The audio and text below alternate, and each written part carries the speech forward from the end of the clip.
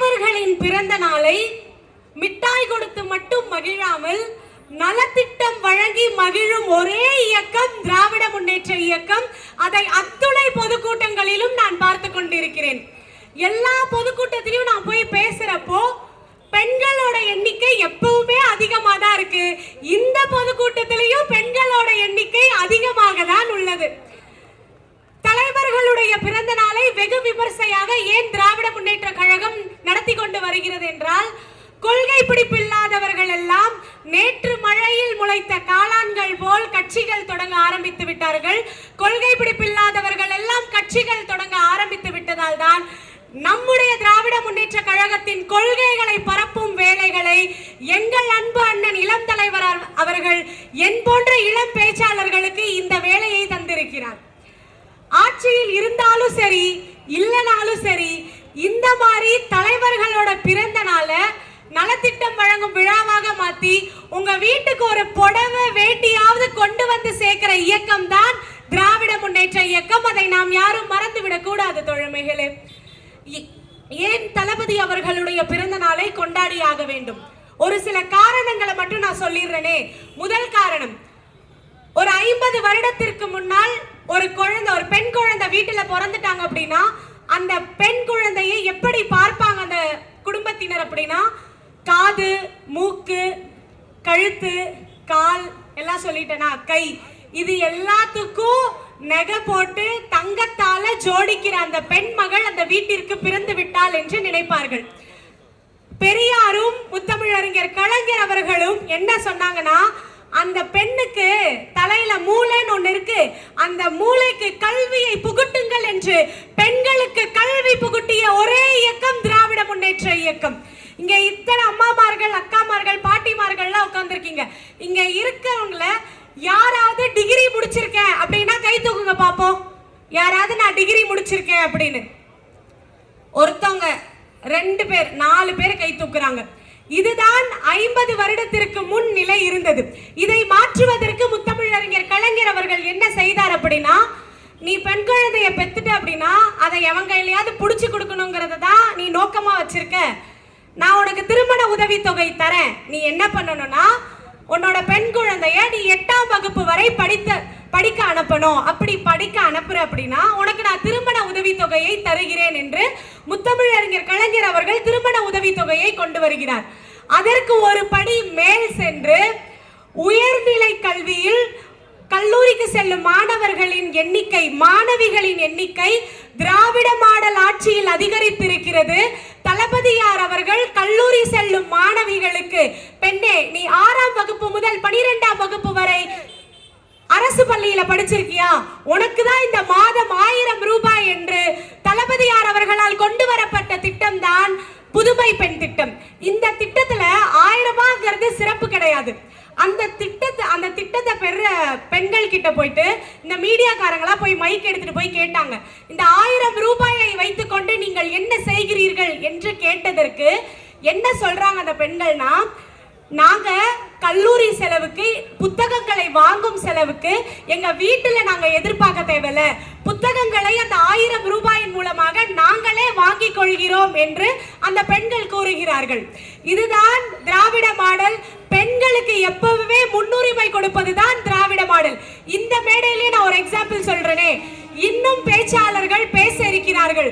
ஆனால் பெண் பேச்சாளர் எனக்கு முன்னுரிமை கொடுத்து என்னை பேச வைத்து அழகு பார்த்து அமர்ந்திருக்கிறார்கள் அல்லவா? இதுதான் திராவிட மாடல் ஆட்சி.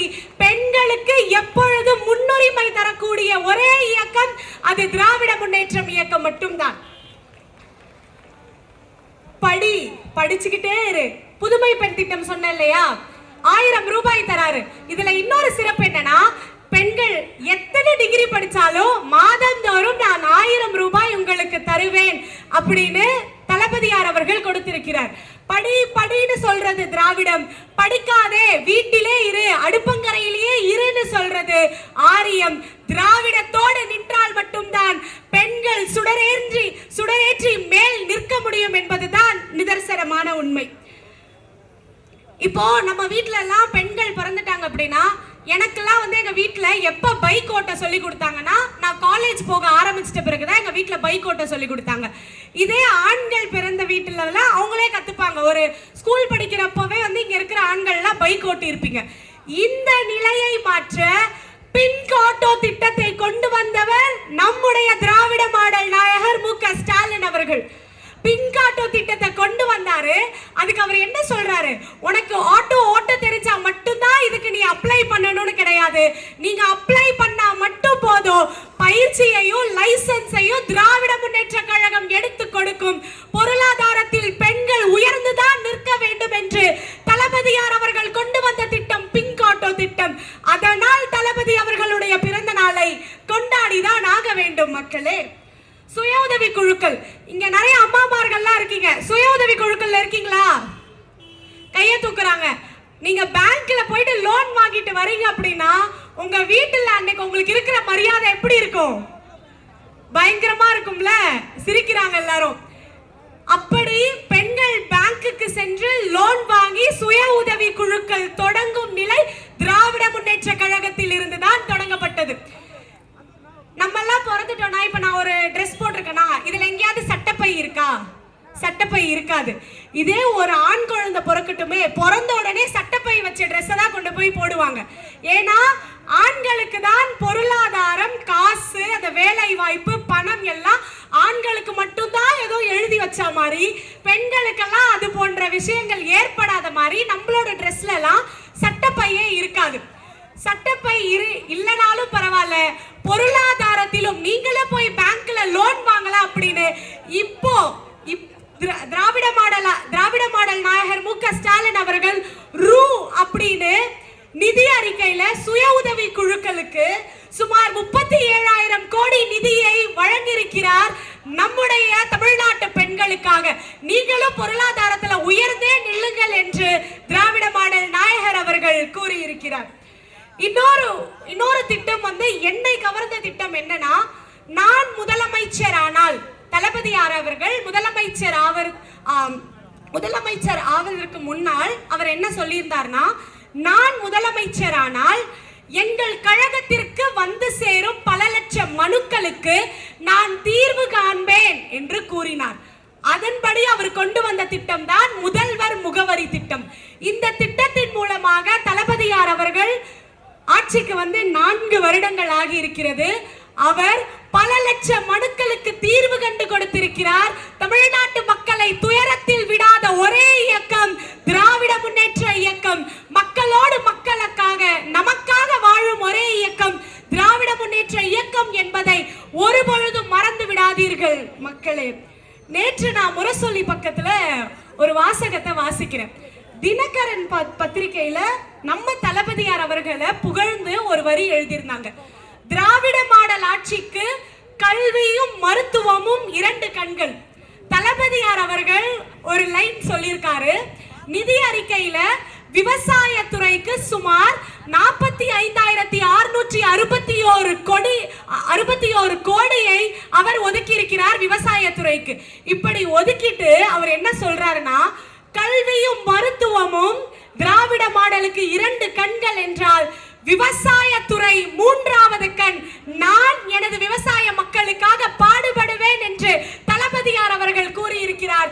இதற்காக தினகரன் பத்திரிகையில் அவருக்கு பெருமையாக வாசகம் எழுதப்பட்டிருந்தது. புறநானூற்று பாடல்ல ஒரு பாடல் வரும். இதை ஏன் நான் இப்ப இங்க சொல்றேன்னா, நிதி அறிக்கை நிறைய பேர் பார்த்திருப்பீங்க.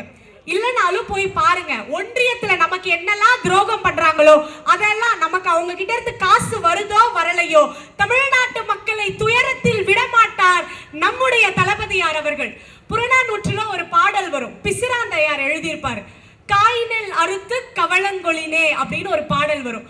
காய்நெல் அறுத்து கவளங்கொளினே அப்படின்னா என்னன்னா, ஒரு வயல் இருக்கா, அந்த வயல்ல நெற்கதிர்கள்லாம் விளைந்து இருக்கு அப்படின்னா தேவைக்கு ஏத்த மாதிரி அதை பிரிச்சு நம்ம அறுவடை செஞ்சு மக்களுக்கு கொடுக்கிறோம், இல்ல விலங்குகளுக்கு கொடுக்கிறோம் அப்படின்னா அது பல நாள் வரும். இல்லாம விலங்குகள் எல்லாத்தையும் அந்த வயல்ல தன் போக்குல மேய விட்டா அழிவு தானே ஏற்படும். அப்படி இல்லாமல் இது எதற்கு பிசிராந்தையார் இந்த பாடல் எழுதியிருப்பார் அப்படின்னா, ஒரு வேந்தனின் அழகு, ஒரு வேந்தனின் சிறப்பு என்பது தேவையை அறிந்து பிரித்து கொடுப்பதுதான். அந்த வகையில் தளபதியார் அவர்கள் நிதி அறிக்கையில் கல்விக்காகட்டும், மருத்துவத்திற்காகட்டும், விவசாயத்துறைக்காகட்டும், இன்னும் பல்வேறு துறைக்கு தேவையை அறிந்து நிதியை ஒதுக்கி இருக்கிறார். இப்படி பார்க்கையில் தளபதியார் அவர்கள் எல்லாருக்கும் எல்லாம் என்ற இலக்கணம் புறநானூற்று பாடலின் தொடர்ச்சியாக தான் நான் பார்க்கிறேன் தோழமைகளே. எத்துணை எதிர்கள் வந்தாலும் பரவாயில்லை, மும்மொழி கொள்கை வந்தாலும் பரவாயில்லை, புதிய கல்விக் கொள்கை வந்தாலும் பரவாயில்லை, தமிழ்நாட்டு மாணவர்களையும் தமிழ்நாட்டு மக்களையும் என் கண் இமைக்குள் வைத்து பார்த்துக் கொள்வேன் என்று தளபதியார் அவர்கள் சொல்லி இருக்கிறார். அதன்படி செய்வார் தோழமைகளே. அடிமை அதிமுகவே, பாசிச பாஜகவே, நேற்று பெய்த மழையில் முளைத்த தாமரை தமிழக வெற்றி கழகமே, நாத்தாக்காவே, நீங்கெல்லாம் எந்த இயக்கத்தை எதிர்த்து நிக்கிறீங்கன்னு தெரியுமா? இந்த இயக்கம் எமர்ஜென்சியை கண்ட இயக்கம், இந்த இயக்கம் மிசாவை கண்ட இயக்கம், இந்த இயக்கம் பிளவுபடுத்துகின்ற சக்திகளை எல்லாம் மீறி வளர்ந்த இயக்கம். இந்த இயக்கம் பல ஆண்டு ஆட்சி காலத்தில் இல்லாமல் போனாலும் ஒரு நாளும் கொள்கையில் சமரசம் செய்து கொள்ளாத இயக்கம். இந்த இயக்கத்தை எதிர்த்தா நீங்கள் எல்லாம் நிற்கிறீர்கள். இந்த இயக்கத்தை எதிர்த்து நிற்கும் நீங்கள் அனைவரும் எதை எதிர்க்கிறீர்கள் என்று தெரியுமா? புதுமை பெண் திட்டத்தை எதிர்க்கிறீர்கள், விடியல் பயணம் திட்டத்தை எதிர்க்கிறீர்கள், காலை உணவு திட்டத்தை எதிர்க்கிறீர்கள், மக்களுக்காக செய்யும் அனைத்து திட்டங்களையும் நீங்கள் எதிர்க்கிறீர்கள் என்றுதான் அர்த்தம் அதற்கு. எனவே இந்த இயக்கத்தை எதிர்த்து நிற்கும் எத்தனையோ கட்சிகளை பார்த்தாச்சு. அந்த கட்சிகளோட பேரெல்லாம் இன்னைக்கு நிலைச்சு கூட நிக்கல. திராவிட முன்னேற்ற கழகத்தின் தலைவர்களும் இயக்கமும் நிலைத்து நிற்கிறது. ஏனென்றால் ஒருபொழுதும் நாங்கள் கொள்கையில் சமரசம் செய்து கொள்ள மாட்டோம், அதற்கு தளபதியார் அவர்கள் விட்டுக் கொடுக்க மாட்டார் என்பதுதான் நிதர்சனமான உண்மை. புதிய கல்விக் கொள்கையை பத்தி பேசியிருந்தல, புதிய கல்விக் கொள்கைனா என்னன்னா, முத்தமிழறிஞர் கலைஞர் அவர்கள் என்ன சொன்னார்னா, நம்ம பிள்ளைகள்லாம் அவ்வளோ படிப்பு மேல நாட்டம் இருக்கிற பிள்ளைகள் கிடையாது. ஏன்னா நம்மளோட முன்னோர்கள்லாம் இன்ஜினியரா, டாக்டரா, வக்கீலா, போலீஸா யாருமே கிடையாது. ஏன்னா நம்மளோட முன்னோர்கள் எல்லாம் படிக்கவே விடல. முத்தமிழறிஞர் கலைஞர் அவர்கள் என்ன சொன்னார் அப்படின்னா, படிப்பின் மீது நாட்டம் இல்லாத பிள்ளைகளுக்கும் அந்த பிள்ளையோட ஒரு 14வது 15வது வயதுல நானும் போலீஸ் ஆகணும், நானும் IAS ஆகணும், நானும் டீச்சர் ஆகணும் அப்படிங்கிற ஆசை அதோட 14 15வது வயசுல தான் ஏற்படும். அதனால 9ஆம் வகுப்பு வரை கட்டாய பாஸ் இருக்க வேண்டும் என்று முத்தமிழறிஞர் கலைஞர் அவர்கள் சொல்லியிருந்தார். ஆனால் இந்த புதிய கல்விக் கொள்கை என்ன சொல்லுது தெரியுமா? 5ஆம் வகுப்புல ஒரு போர்டு எக்ஸாம் வைக்கணுமா, 8ஆம் வகுப்புல ஒரு போர்டு எக்ஸாம் வைக்கணுமா, அதுல நம்ம பிள்ளைங்க ஃபெயில் ஆனா அப்படின்னா பாஸ் எல்லாம் ஆக்கி விட மாட்டாங்களாம். திருப்பியும் ஒரு வருஷம் படிக்கணுமா, அவங்க பாஸ் ஆனாதான் 6ஆம் வகுப்பு போக முடியுமா, 9ஆம் வகுப்புக்கு போக முடியுமா. நீங்கள் யார் மாநில உரிமையை பறிப்பதற்கு? நீங்கள் யார் எங்கள் தமிழ்நாட்டு மாணவர்களின் எதிர்காலத்தை தீர்மானிப்பது? அதற்கு எங்கள் தளபதியும் எங்கள் அண்ணனும் இருக்கிறார்கள். நீங்கள் யார் எங்களுக்கான திட்டங்களை போடுவது? இதுதான் புதிய கல்விக் கொள்கை. மும்மொழி கொள்கைனா என்ன தெரியுமா? ஹிந்திய நம்ம படிக்கணுமா. திமுக ஒருபொழுதும் ஹிந்தி என்ற மொழியை எதிர்த்ததில்லை. ஹிந்தி திணிப்பை தான் திராவிட முன்னேற்ற கழகம் எதிர்த்து வருகிறது. ஹிந்தி எதுக்குங்க ஹிந்தி ஏற்கணும், நாங்க எதுக்குங்க படிக்கணும் அப்படின்னு கேட்டா ஒரு அம்மா சொல்லுது பாஜகல இருந்து, दो प्लेट दे दो, பானிபூரி போயிட்டு ஒரு கடையில दो प्लेट दे दोன்னு கேட்கணுமா, அதுக்கு எங்களுக்கு ஹிந்தி தெரியணுமா. இதை விட ஒரு படி மேல போயிட்டு ஒருத்தவர் சொல்றாரு, நீங்க எல்லாம் அவங்க அப்பா அம்மா வாழ்ற காலத்துல நீங்க எல்லாம் பாத்துக்க மாட்டேங்கிறீங்க, அப்பா அம்மா இறந்த பிறகு அவங்களோட அஸ்திகளை கொண்டு போயிட்டு காசியில கரைக்கிறதுக்கு நமக்கு ஹிந்தி தெரியணுமா. இதெல்லாம் விட்டுருவேன். இன்னொன்னு சொல்றாரு, வட மாநிலத்துல போயிட்டு இங்க இருக்கிற பெண்கள் எல்லாம் வட மாநிலத்துல போய் வேலை பார்க்கறாங்களா, அங்க அவங்களுக்கு ஏதாவது பாலியல் வன்கொடுமை நடந்துச்சு அப்படின்னா அவங்களுக்கு ஹிந்தி தெரிஞ்சா அவங்க ஹிந்தியில திட்டலாமா. இது என்ன கதையா இருக்கு? அப்ப நீங்களே சொல்றீங்க, எங்க வட மாநிலத்துல பாஜக ஆட்சி செய்யும் வட மாநிலத்தில் பெண்களுக்கு பாதுகாப்பு இல்லை என்று அவர்களே ஒப்புக்கொள்கிறார்கள். இதற்கு மேல் என்ன வேணும்? ஹிந்தி ஏன் படிக்கணும்னு கேட்டா இது போன்ற பதில்கள் வந்து சேர்கிறது. சீக்கிரமா முடிக்கணும் அப்படின்னு சீட்டு கொடுத்துட்டாங்க. நான் இன்னும் கொஞ்ச நேரம் உங்ககிட்ட எல்லாம் பேசலாம் நினைச்சேன். நம்ம சில விஷயங்களை மட்டும் நான் இங்க கூறி விடைபெறுகிறேன். ஒரே ஒரு கதை சொல்றேன். அவங்க பாணியில கதை கேட்டு போர் அடிக்கல, திமுக பாணியில ஒரே ஒரு கதை. ஒரு அப்பா ஒரு மகன், ஒரு அப்பாவும் ஒரு மகனும் ஆத்த கடக்க போய்கிட்டு இருக்காங்களாம். அப்ப அந்த மகன் சொல்றாரா, அப்பா என் கைய கொஞ்சம் பிடிச்சுக்கோங்க, அப்பா என் கைய கொஞ்சம் பிடிச்சுக்கோங்க, எனக்கு பயமா இருக்கு அப்படின்னு அந்த பையன் சொல்றானா அவங்க அப்பா கிட்ட. உடனே அவங்க அப்பா சொல்றாரா, நீ என் கைய பிடிச்சா என்னடா, நான் உன் கைய பிடிச்சா என்னடா, ரெண்டும் ஒண்ணுதான், பிடிச்சுக்கோ, சேர்ந்து நம்ம ஆத்த கடந்துடலாம் அப்படின்னு சொல்றாராம்.